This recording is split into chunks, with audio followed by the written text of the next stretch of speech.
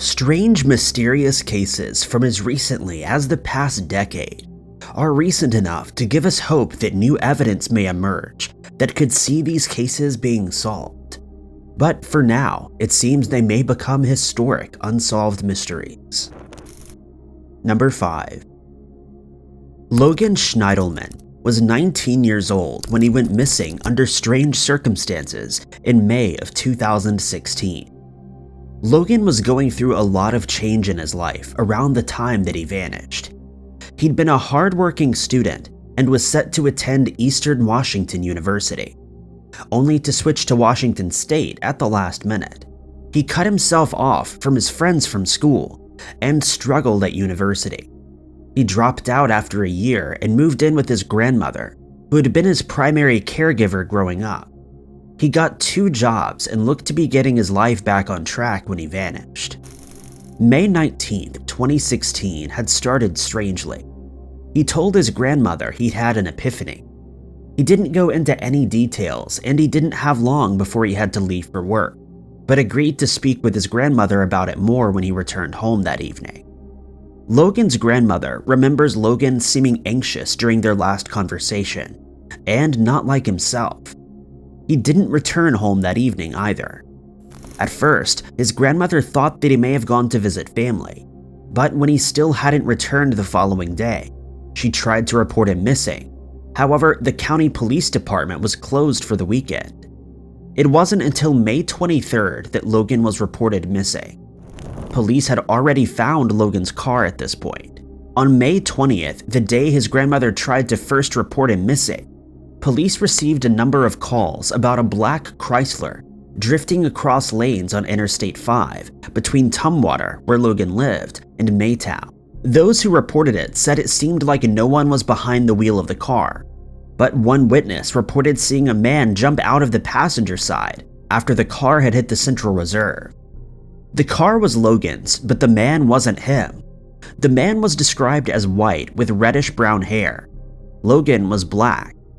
But Logan had been seen with the vehicle earlier that day. A woman driving on the interstate that morning reported seeing the same car parked at the same side of the highway. A man identified as Logan was there with 2 other men. Both men were white and blonde. One was 6 foot tall and had a bowl cut, while the other had shoulder-length hair. Because of the delay in reporting Logan missing, police had simply impounded his car and hadn't collected any evidence from it.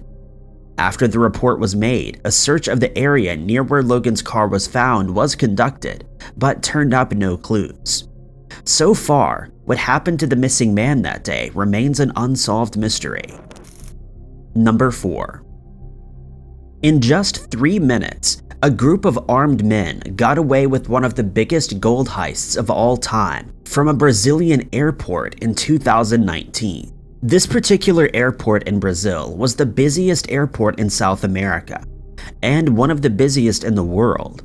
But it was surprisingly easy for a group of 8 armed men to get into the cargo terminal and steal $30 million worth of gold and other precious metals, which were scheduled to be sent to Zurich in New York.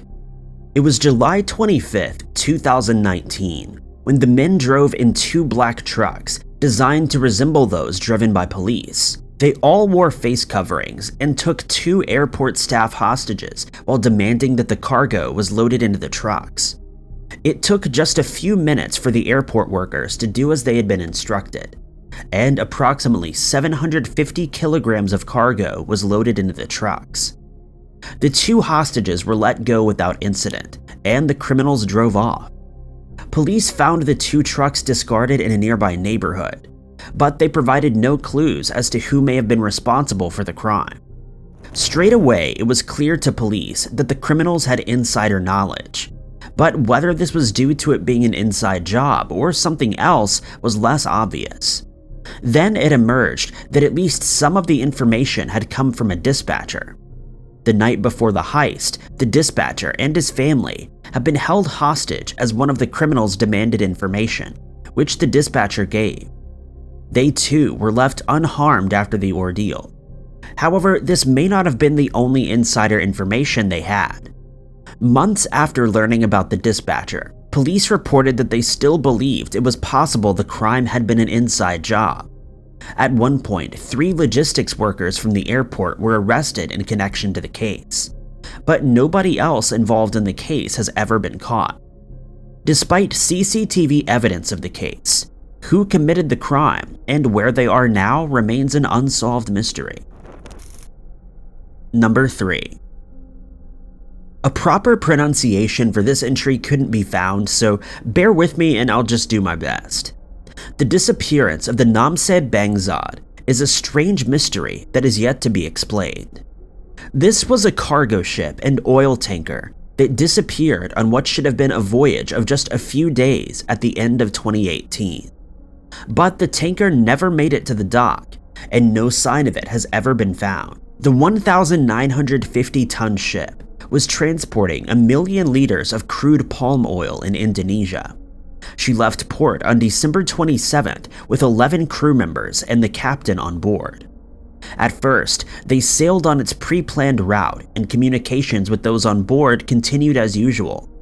One of the sailors contacted home to say that he was out at sea again, and that the tanker would arrive on December 30th or the following day if they hit bad weather. But at some point that day, authorities lost contact with the tanker, and it's never been seen again. At some point, the automatic tracking system was turned off on the ship. This is occasionally done for security reasons, or due to fear of a spark causing the ship to catch fire, but this is never done for an extended period of time. But it was switched back on January 6th, and showed a strange and confusing path that didn't make much sense. At one point, the tracking device placed the ship on Jakarta anchorage, but there were no signs of the vessel there. A search of the sea along the route that the ship should have taken turned up no sign of the ship, nor any debris that could have explained what had happened to it. There had also been no rough seas at the time the ship apparently disappeared, nor was any distress signal ever sent. After weeks of searches turned up nothing, the possibility that this was piracy seemed more and more likely. At first, the Navy tried to deny this possibility, as piracy wasn't common in that part of the ocean. But as time went on, it seemed more and more likely that that was the only explanation. By the end of January, interest in the missing vessel almost entirely disappeared, and now those asking what happened to the ship are left only with unanswered questions. Number 2.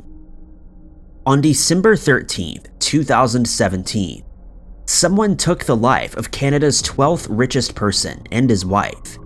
Who and why remain mysteries police are still seeking answers to help solve. Barry Sherman and his wife Honey were last seen alive earlier that day at the headquarters of the business that Barry owned.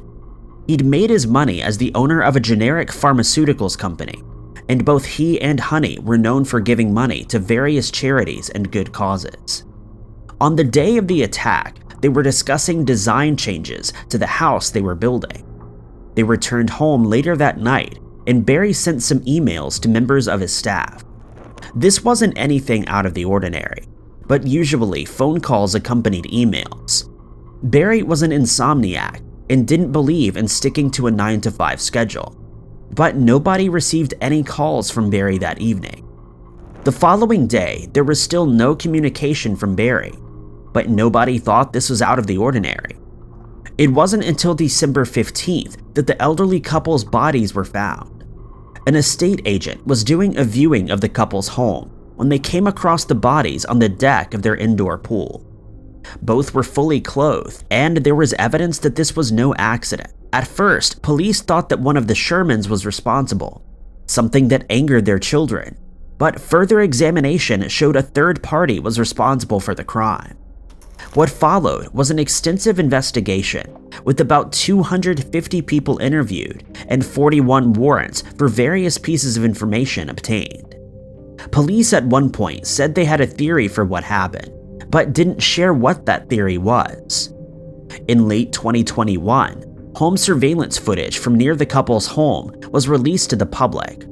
It showed a person wearing a dark coat and a hat walking nearby. According to police, This was the only person seen near the home at the time of the attack, and they have not been identified. Given the timeline of the person's movements, police believe the person is a suspect, not just a person of interest. But there are few things that have been determined about the individual. Everything from gender to race is unknown. Police continue to appeal for information to try to solve this strange and scary mystery, and a reward is offered for information leading to the criminal's capture. Number 1. What happened to Malaysian Airlines Flight 370 is one of the biggest mysteries from the past decade. The flight from Kuala Lumpur in Malaysia to Beijing in China was supposed to be a routine flight, one that had happened hundreds of times before. It took off without issues at 42 minutes past midnight on March 8, 2014, with 239 people on board. None were ever seen again. The first half an hour of the flight took place as normal. The Boeing 777 was in the hands of First Officer Farik Hamid, who was on his last training flight before he became fully certified. His trainer and the pilot in command was the experienced Zahari Shah. It was Zahari who handled the radios. At just after 1 a.m., he contacted air traffic control to say they were leveled off at 35,000 feet. It wasn't a necessary radio message. Usually, you only radioed in to say you were leaving an altitude. 7 minutes later, as the plane began its journey over the South China Sea, Zahari again reported their altitude as 35,000 feet. The final communication from anyone on board the plane came 11 minutes later at 1:19 a.m. Kuala Lumpur Air Traffic Control instructed Flight 370 to contact their counterparts in Vietnam. Zahari responded, "Good night, Malaysian 370. He didn't read back the frequency, which was unusual. But other than that, everything seemed normal. 370 disappeared from screens at Malaysian Air Traffic Control not long after. Nobody noticed. Vietnamese controllers noticed that 370 appeared on their screens for a moment, then the plane vanished. What followed was a series of errors from multiple places. The relevant search and rescue teams weren't alerted according to protocol, and it wasn't until 6:30 a.m. when the plane was supposed to be landing in China that search efforts began. The search for MH370 was one of the most extensive in history, lasting months and involving multiple countries. At first, it was believed the plane was in the South China Sea, but later satellite information indicated that it had disappeared in the Indian Ocean. It also indicated that someone had been making very deliberate changes in direction. This wasn't the case of something like a depressurization taking out everyone on board. There had been someone in the cockpit. The search was hampered by the Malaysian officials withholding information from search and rescue teams. For example, the plane is now known to have flown near to Butterworth Air Base, where a number of Malaysian military planes and air defense radar is located. The radar picked up the plane at 2:22 a.m., but nobody went to intercept the plane, and this information wasn't even made known to investigators at first. The plane has never been found, though debris was discovered years later, washed up in southeastern Africa. A number of conspiracy theories have been suggested, such as it was stolen and was actually the Malaysian Airlines flight that had been taken down in Ukraine later that year. All the conspiracy theories ignore the evidence that we do have, but we've yet to find an explanation for what actually happened. Given we know someone was controlling the plane for hours after its last communication, it seems likely that one of the pilots was behind the incident. Though why, and why they would spend hours in the air before bringing the plane crashing into the ocean, is a mystery. Thank you guys so much for watching. If you liked this video, be sure to hit that like button. Also, don't forget to subscribe and click that notification bell to keep up to date with all of our future uploads. But I've been Ty Knots, and I'll catch you guys in the next video.